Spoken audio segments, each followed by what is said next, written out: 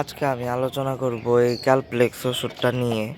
এটা লেখা আছে Calplex liquid calcium phosphorus and vitamin D3। এটা ফর ভেটেরিনারি ইউজ অনলি, মানে শুধু পশু পাখি চিকিৎসায় ইউজ করতে পারবেন আপনারা। এটা আমি কিনে আনছিলাম, কত যেন নিয়েছিল, মূল্য তো মনে হয় লেখা ছিল। এটা মনে হয় আমার 120 টাকা নাকি 10 টাকা নিয়েছিল, এরকমই হবে। এটা কিনে আমি পুরো ঠকে গিয়েছি, কারণ এটা আমি একটা জিনিস লক্ষ্য করেছি যে এটা আমার কোনো কাজেই আসে না। আমার মুরগিগুলো প্রথমে যে লালটা সাদাটা এগুলো ঠুকরি শুরু করেছিল, তাই আমি মানে ডিমের খোসা মাঝে মধ্যে খাওয়াতাম। পরে ডিমের খোসা শেষ হয়ে যাওয়ার পরে মনে করলাম যে ডিমের খোসা কতদিনে খাওয়াবো, একটা মানে লিকুইড ওষুধ কিনে রাখলাম। আমি 1 বছর 2 বছর ইউজ করতে পারবো, অন্তত 1 বছর ইউজ করতে পারবো। এগুলা ডেট অনেক দিন পর্যন্ত থাকে, ইউজ করা যায় অনেক দিন। সেক্ষেত্রে আমি এটা কিনে এনেছিলাম, পরে এটা আমি খাওয়ালাম। আমি বিশ্বাস করেন কোনো রেজাল্টই পাইনি। এটা না খাওয়ালে যে অবস্থা, খাওয়ালেও সেই একই অবস্থা। আমি শুনেছি যে এটা খাওয়াইলে নাকি সবার ক্যালসিয়ামের ঘাটতি পূরণ হয়ে যায়, সবার মোরগ মুরগির বা অন্য কোনো পশু প্রাণীর।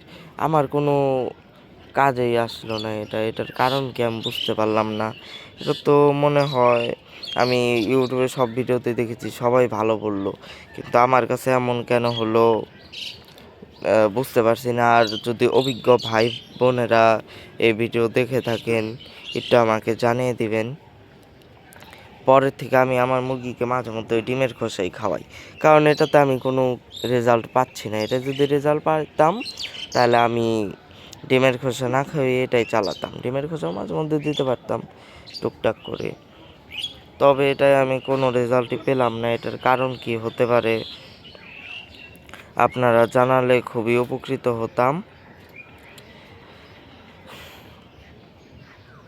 আর এই ক্যালপ্লেক্সের আমি ঘুরে ঘুরে সব জায়গায় দেখাচ্ছি যে ঠিক আছে নাকি, আপনারা একটু দেখে অনুমান করে বলবেন যে এটা সমস্যা কি।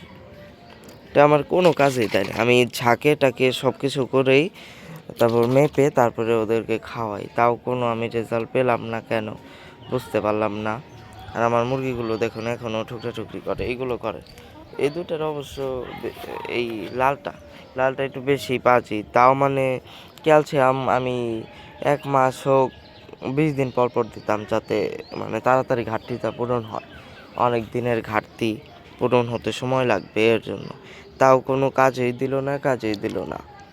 এটা কোনো কথা হলো? বাজার থেকে টাকা খরচ করে কমই হোক বেশি হোক কিনে আনলাম, কিন্তু কোনো মানে কাজে লাগাতে পারলাম না।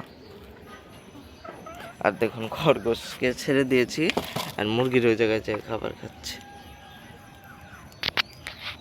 মুরগিগুলোও খাবার খেয়েছে।